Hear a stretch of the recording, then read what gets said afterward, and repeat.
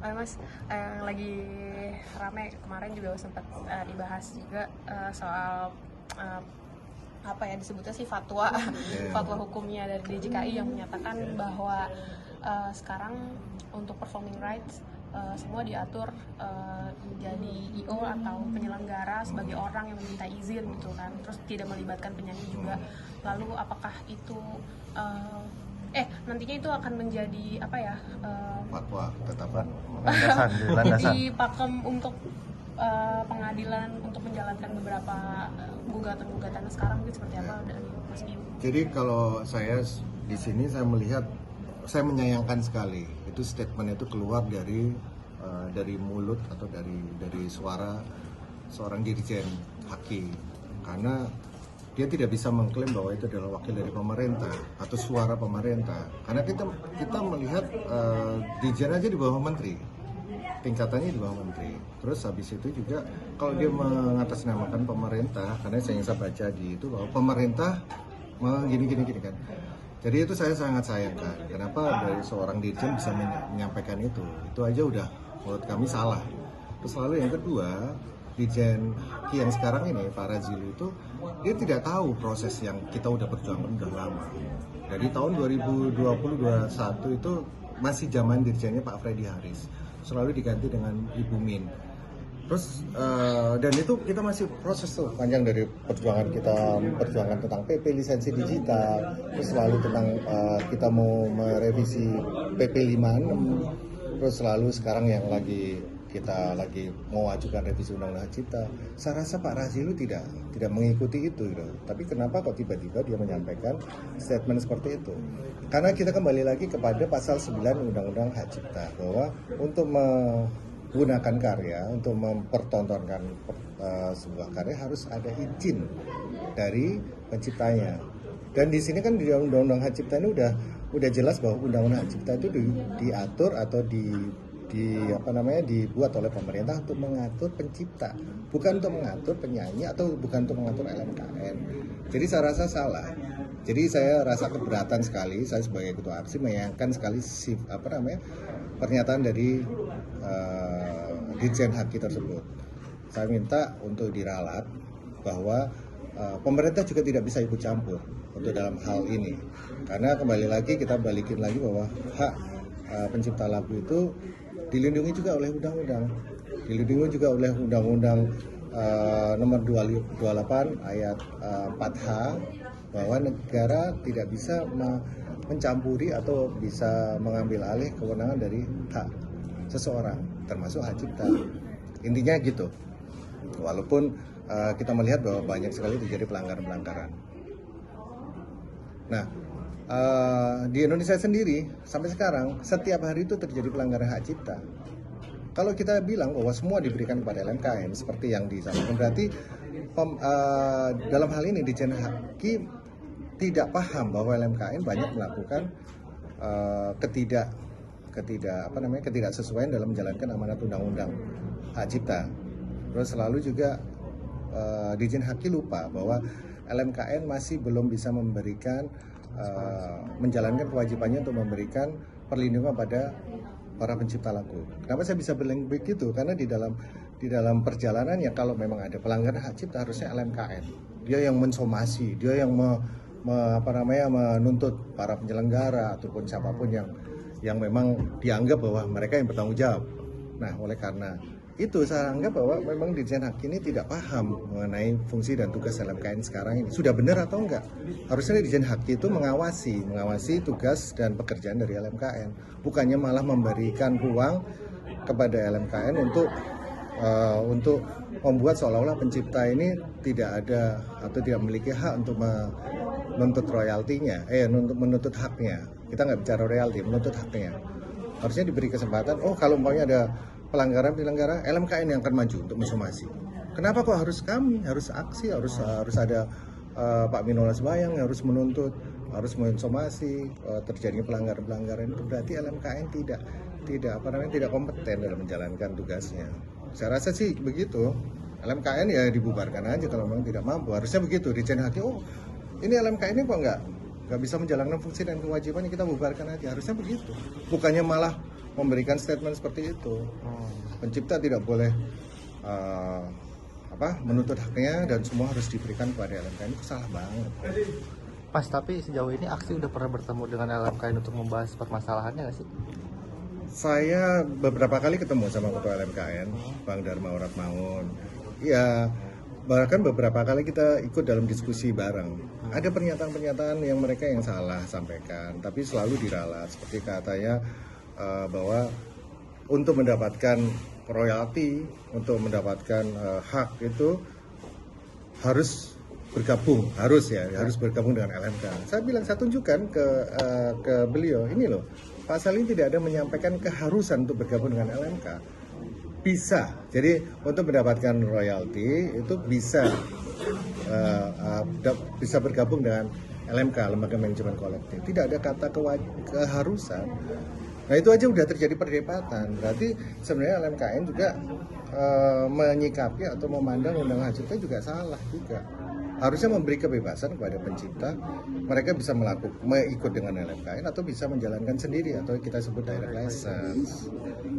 Nah, ini ketika kita mengajukan direct license itu kenapa sih alasan? Karena LMKN tidak bisa berfungsi, tidak bisa memberikan hak para pencipta lagu, sehingga kami menjalankan direct license supaya apa? Supaya pencipta ini dapat haknya. Nah, kok kita minta untuk direct license ditentang oleh LMKN? Berarti ada apa ini? LMKN udah nggak bisa berfungsi, nggak bisa menjalankan fungsi mereka untuk mengumpulkan royalti untuk konser dan performance, selalu nilainya selalu nol, ratusan ribu. Kenapa ketika pencipta meminta hak untuk melakukan direct license tidak boleh? Kenapa nggak digugat Mas LMKN-nya? Kita akan segera gugat LMKN. Akan dalam waktu dekat. Akan kita gugat.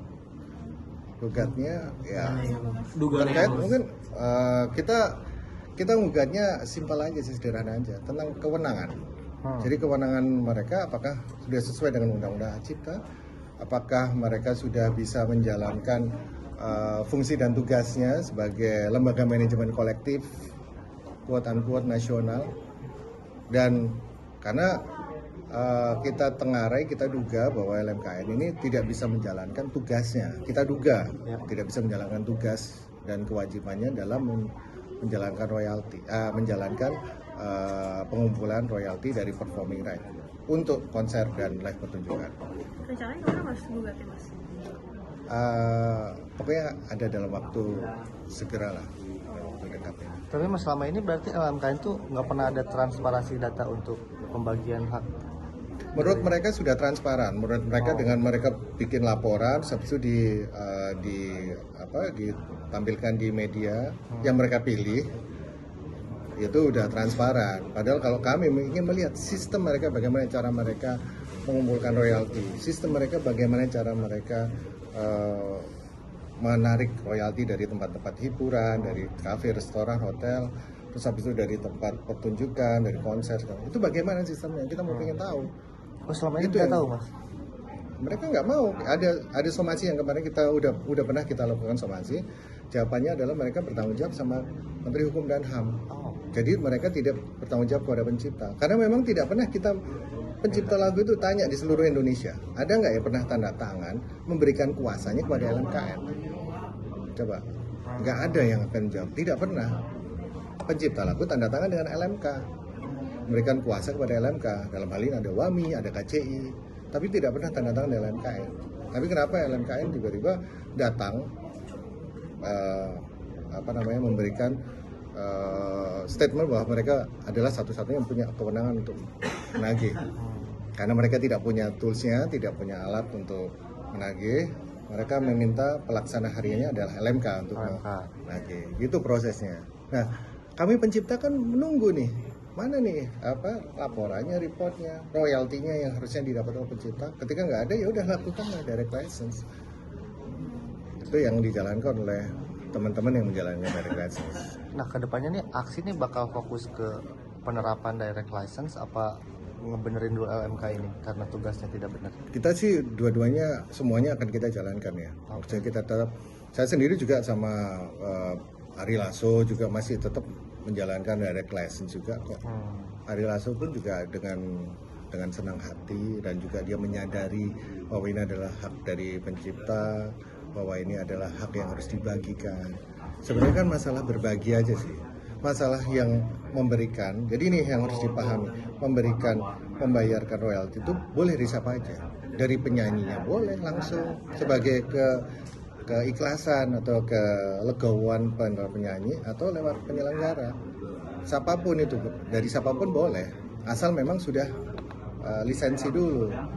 Oke, yuk gue mau pakai lagu ini ya. Oke, yaudah silahkan. Nah, ketika silahkan ya berarti dia dapat manfaat ekonomi nggak? Dia menggunakan secara komersil nggak? Kalau udah dapat, kalau ada ya dibagi kepada penciptanya. Kalau dia umpamanya, aduh aku nggak bisa kalau bayarnya nunggu penyelenggara, ya silahkan nunggu penyelenggara. Itu sebenarnya. Tapi direct, langsung. Karena apa? Karena kadang penyelenggara pun juga ada trust issue dengan LMK. Saya ada percakapan saya dengan salah satu promotor atau IO namanya Ucup yang dia biasa bikin sinkronize, habis itu pesapor segala macam. Mas saya itu mau mas bayar royalti ke LMK, tapi saya bener nggak itu dibagikan kepada penciptanya? Jadi transisi, jadi sebenarnya mereka mau, tapi kalau dikasihkan kepada LMKN, dipotong dulu sama LMKN, dibagi lagi ke LMK, itu kan nggak benar. Terus habis itu cara mereka adalah yang kita duga, kita tengarai cara-cara pengumpulan royaltinya itu nggak sesuai dengan prosedur dan segala macam. Nah itu yang kita sebut kewenangan mereka, sistem mereka gimana? Kita pengen tahu, kan haknya di kita.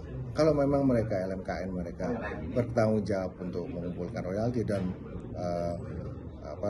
berkewenangan untuk mengumpulkan royalti, kita ingin tahu sistemnya seperti apa sih. Berarti Ucup belum bayar ke LMK untuk performing right yang festival itu berarti? Saya nggak tahu, bukan kewenangan saya untuk jawab. Tapi saya sempat ngobrol sama dia menyatakan itu. Ya. Mas, terus di tengah banyak masalah soal royalti ini, ada banyak pihak yang menyayangkan label kemana nih? Kalau dari Mas View sendiri sebagai aksi, label tuh harusnya gimana Mas? Boleh digarisbawahi bahwa label-label ini kan sebenarnya kan bekerja sama dengan pencipta lagu itu dalam hal mekanika, dalam hal kontrak yang memang lebih ke penggunaan lagu untuk karya rekaman yang direkam di kaset, pita, CD dan segala macam. Kalau sekarang udah digital lah ya.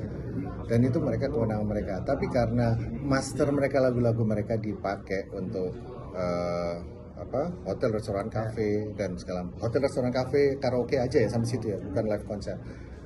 Itu akhirnya dia juga berpikir juga ini kan dipakai karya saya, nah harus ada yang kolek. Pada saat itu tidak ada yang mengkolek.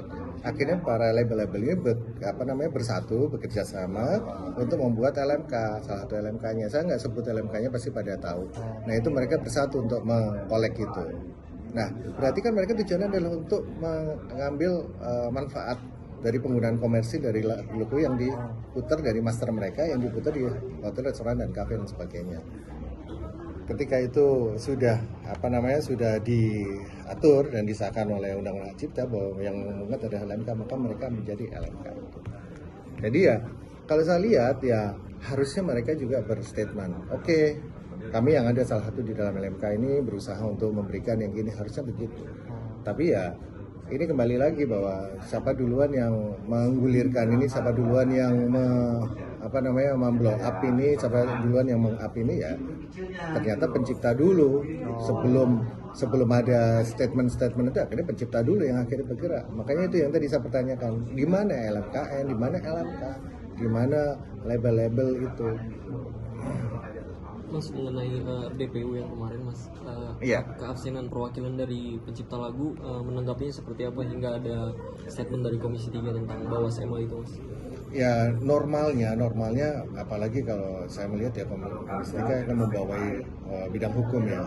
Normalnya adalah Komisi 3 ini adalah bapak hukum dari dari aturan-aturan yang ada di Indonesia, yang berlaku di Indonesia. Harusnya ketika ada yang bersengketa, mungkin di sini ada pihak pencipta sama ada pihak yang menggunakan karyanya atau penyanyi, harusnya ditemukan bareng. Normalnya seperti itu, idealnya seperti itu. Nah ini jadi pertanyaan juga buat saya. Nah, harusnya pencipta Arif Bias harusnya ditampilkan, harusnya ada di situ supaya ada kesempatan untuk menyampaikan pendapatnya dia, ada kesempatan dia untuk menyampaikan konstruksi hukum yang sudah berjalan di persidangan seperti apa. Jadi jangan hanya mendapatkan info dari sebelah saja, tapi harus berimbang, ada info dari korban atau info dari pencipta yang sebenarnya berwenang untuk mengutarakan pendapatnya mereka. Berarti Mas Pius sendiri sebagai ketua aksi tidak ada undangan sama sekali untuk RDPW? Tidak ada, makanya saya bingung, tiba-tiba muncul aja di berita, terus habis itu ada DJKI menyampaikan itu, loh, kok kayak begini? Padahal kan kami lagi berjuang untuk itu, untuk menyampaikan itu, untuk mengedukasi gitu loh, bahwa setiap karya itu ada hak yang termaktub di dalamnya, ada hak yang ada di dalam karya cipta itu. Haknya itu ada hak dari para pencipta lagu.